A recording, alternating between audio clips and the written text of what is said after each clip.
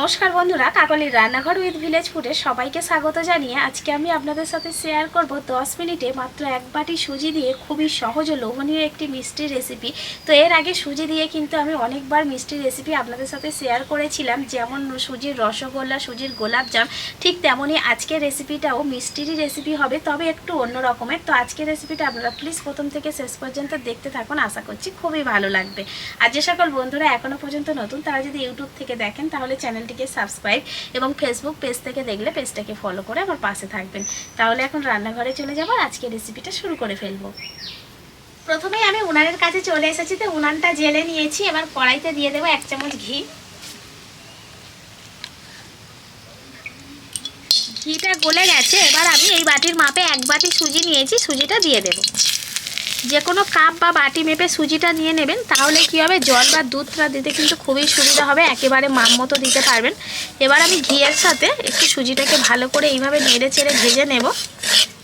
ভেজে একেবারে সুজিটাকে লাল করে ফেলবো না, তবে যাতে সুজির কাঁচা গন্ধ চলে যায় সেই রকম অবস্থায় ভেজে নেব। সুজিটাকে ভালো করে ভেজে নিয়েছি। এবার এই সুজির মধ্যে আমি যে বাটির মাপ করে সুজি নিয়েছিলাম সেই বাটিরই মাপ করে দুধ দিয়ে দেব। তো দুধটা আমি আগে থেকেই কিন্তু জাল দিয়ে ঘন করে রেখেছিলাম। তো 2 বাটি দুধ দেব। যে পরিমাণে আপনারা সুজি নেবেন তার ডবল পরিমাণে দুধ নিয়ে নিতে হবে।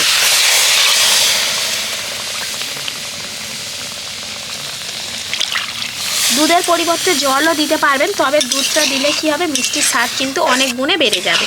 আর এর মধ্যে আমি এই পর্যায়ে অল্প একটু লবণ দিয়ে দেব। খুব অল্প করে একটুখানি লবণ দিয়ে দিলাম। আপনারা যদি মিষ্টিতে লবণ পছন্দ না করেন তাহলে নাও দিতে পারেন। এবার আমি নাড়বো, এইভাবে নাড়তে থাকবো। নাড়তে নাড়তে দেখবেন সুন্দর একটা ডোতে পরিণত হয়ে যাবে। অর্থাৎ সুজিটা কিন্তু পুরো দুধটাকেই টেনে নেবে, অর্থাৎ দুধটা পুরোটাই শুকিয়ে যাবে। কত সুন্দরভাবে একটা ডোতে পরিণত হয়ে গেছে দেখুন। আর একদম কিন্তু কড়া ছেড়ে উঠে আসছে ডোটা। তো ঠিক এই সময় নামিয়ে নিতে হবে। একটা প্লেটের মধ্যে নামিয়ে নিচ্ছি, নিয়ে আমি হালকা ঠান্ডা করে নেব। সুজির ডোটা আগে থেকে কিন্তু হালকা ঠান্ডা হয়ে গেছে, আর একটু গরম থাকতে থাকতেই মেখে নিতে হবে, তাহলে খুব ভালোভাবে মাখা যাবে। এবার আমি এই সুজির ডোয়ের মধ্যে একটা উপকরণ দিয়ে দেব, সেটা হলো 1 চামচ ময়দা। এই যে চা চামচের মাপ করে 1 চামচ দিয়ে দিচ্ছি ময়দা।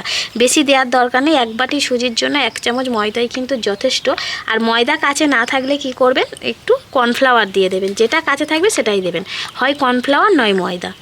তো বেশি না, অল্প করে। এবার আমি ওর সাথে 1 চামচ দিয়ে দেবো আবার একটু ঘি। আর এখানে কিছুই দেব না। এবার সুন্দর করে সুজিটাকে মেখে নেব। এই মিষ্টিটা বানানোর সময় যদি আমরা এই ছোট্ট ছোট্ট টিপসগুলোকে যদি মানতে পারি, তাহলে কিন্তু একদম পারফেক্ট মিষ্টি আমরা তৈরি করে নিতে পারবো।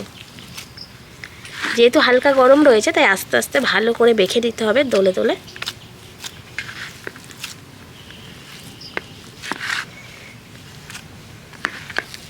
আর আজকের ভিডিওটা দেখার পর আশা করছি আপনারা প্রত্যেকেই এই মিষ্টিটা বানাতে ছুটবেন, কারণ এতটাই সহজ পদ্ধতিতে যে মিষ্টিটা আমি বানাবো, মানে যারা রান্নায় একেবারে নতুন, কোনোদিনও রান্না করেনি, তারাও পর্যন্ত বানিয়ে নিতে পারবেন। হাতের মধ্যে একটু ঘি লাগিয়ে নিয়েছি, আর এদিকে ডোটাকে একদম মেখে সুন্দর করে নিয়েছি। এই দেখুন একেবারে সফট হয়ে গেছে ডোটা।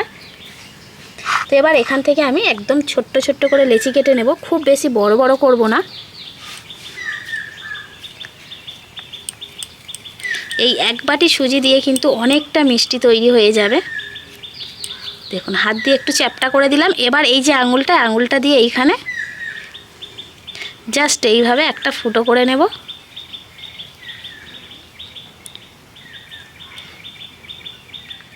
একটা তৈরি হয়ে গেল। তো এইভাবে কিন্তু এই রকমই শেপে আমি সবগুলো মিষ্টি তৈরি করে নেব। তো দেখুন যখন আমরা গোলাপজাম বানাই, ঠিক কিন্তু এই রকমই একটা করে লেচি কেটে নিয়ে ঠিক এইভাবে গোল করে নিলেই কিন্তু গোলাপজামটা তৈরি হয়ে যায়। তো আজকের মিষ্টিটা একটু অন্যরকম শেপে করছি, সেজন্য এরকম গোলটা রাখবো না। গোল করার পর একটু হাত দিয়ে এরকম চ্যাপটা করে দেব, দিয়ে আঙুলের সাহায্যে মাঝখান থেকে এইভাবে একটা ফুটো করে নেব। দুদিক দিয়েই কিন্তু ফুটোটা হয়ে যাবে।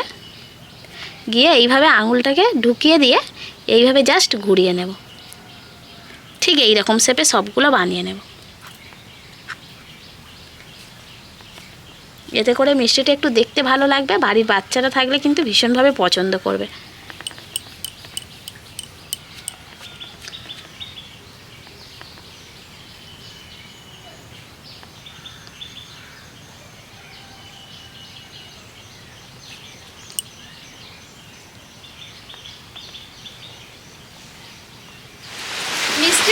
সবগুলোই কিন্তু বানিয়ে নিয়েছি। দেখুন কতটা সুন্দর দেখতে লাগছে এখন থেকেই। তাহলে মিষ্টিটা পুরোপুরি তৈরি হওয়ার পরে কত সুন্দর দেখতে লাগবে ভাবুন। তো এবার এগুলোকে আমি তেলে ভেজে নেব, আর তার জন্য সাদা তেল আমি কড়াইতে দিয়ে গরম করতে দিয়ে দিয়েছি। আর আজকে না সমানে বৃষ্টি হচ্ছে, তার জন্য উনুন জ্বালাটা খুব অসুবিধা হয়ে যাচ্ছে। মোটামুটি তেল গরম হয়ে গেছে, এবার তেলের মধ্যে আমি এগুলো দিয়ে দেবো, দিয়ে ভেজে নেব। আর একটু অল্প আঁচেই ভাজতে হবে, কারণ সুন্দর করে উল্টে পাল্টে ভাজতে হবে। বর্ষাকালে যখন আমরা বাড়িতে থাকি তখন কিন্তু একটু কিছু যেন বানিয়ে খেতে ইচ্ছা করে, তো ঠিক সেই সময় যদি এইরকম কোনো রেসিপি বানিয়ে নেওয়া যায় ঝটপট, তাহলে কিন্তু খুবই ভালো হয়। এবার আমি আস্তে আস্তে উল্টে দেবো, আর এগুলোকে উল্টে পাল্টে সুন্দর করে লালচে করে ভেজে নিতে হবে। এই দেখুন পিছনটা কিন্তু হালকা লালচে রং আসছে।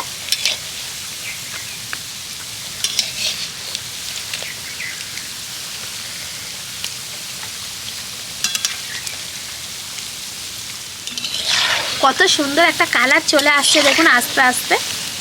তো এইরকম একটা মিষ্টি কালার হবে আর সুন্দর করে ভাজা হয়ে যাবে, তখনই আমি নামিয়ে নেব। আর একটাও মিষ্টি কিন্তু ফেটে যায়নি, দেখুন ভেঙে যায়নি। তো ঠিক এইভাবেই কিন্তু আপনারা মিষ্টিটা তৈরি করে নেবেন। এবার আমি মিষ্টিগুলোকে তুলে নেব এইভাবে তেল ঝরিয়ে।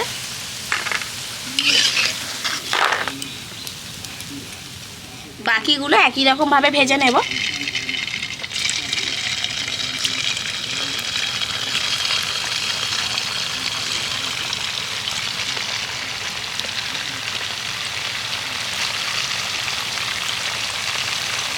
এবার আমি মিষ্টির জন্য রস তৈরি করে নেব। তার জন্য সেই বাটিরই মাপ করে কিন্তু এক বাটি চিনি নিয়ে নিয়েছি। যে বাটির মাপ করে সুজি নিয়েছিলাম সেই বাটিরই মাপ করে আমি চিনি নিয়ে নিয়েছি। এক বাটি চিনির জন্য এখানে আমি এক বাটি জল দিয়ে দেব, দিয়ে চিনি রসটা তৈরি করে নেব। আর এখানে দুটো এলাচ নিয়েছি, মুখটা ফাটিয়ে দিয়েছি, দিয়ে দিলাম। রসটা যতক্ষণ না চিটচিটে হবে ততক্ষণ জাল দেব। রসটাকে আমি কিন্তু ভালো করে ফুটিয়ে নিয়েছি। তো ফোটানোর পর এইভাবে একটু হাত দিয়ে দেখে নেবেন, যখন দেখবেন রসটার মধ্যে একটা চিটচিটে ভাব চলে আসছে, ঠিক তখনই কিন্তু রসটাকে মানে জাল দেওয়া বন্ধ করে দিতে হবে। তো উনানের জাল দেওয়া আমি বন্ধ করে দিয়েছি। এবার ওই সময় আমি এই যে মিষ্টিগুলোকে ভেজে রেখেছিলাম, তো সেগুলো রসের মধ্যে দিয়ে দিচ্ছি। একেবারে গরম গরম রসের মধ্যে এগুলোকে দিয়ে দিতে হবে। তো আর জাল দেব না। এবার আমি এটাকে চাপা দিয়ে রেখে দেবো 10 মিনিটের জন্য।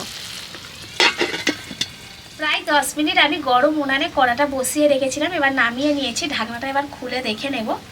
এই দেখুন রসটা কতটা সুন্দরভাবে মিষ্টিটা টেনে নিয়েছে। এই দেখুন একেবারে কিন্তু মিষ্টিগুলো নরম হয়ে গেছে। এবার আমি রস থেকে মিষ্টিগুলোকে তুলে নেব। কত সুন্দর লাগছে দেখুন মিষ্টিগুলো দেখতে। এই মিষ্টিগুলো যে শুধু দেখতে ভালো হয় এমনটা না, খেতেও কিন্তু ভীষণ লোভনীয় হয়। মিষ্টিগুলো কতটা লোভনীয় হয়েছে দেখুন।